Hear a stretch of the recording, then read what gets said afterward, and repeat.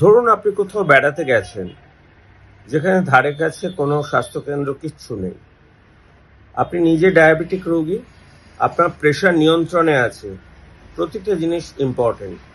আপনি দেখলেন মাঝরাতে হঠাৎ পেটে ব্যথা, যেটা বুকের দিকে উঠছে, এবং যথারীতি বাড়ির লোকেরা অ্যান্টাসিড দিয়েছে, কিন্তু বুকের মাঝখানে ব্যথাটা কেমন যেন চেপে ধরছে, খুব ঘাম হচ্ছে এবং চোয়ালটা ধরে থাকছে।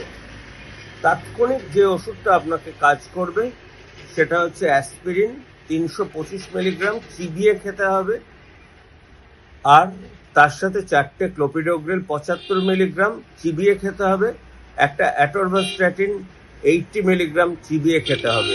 আমি তো সবসময় নিজের সাথে ক্যারি করি। আপনারা যদি কারো প্রেশার কন্ট্রোলে থাকে, অবশ্যই এই কটা ওষুধ খেয়ে নিয়ে তারপর দৌড়বেন।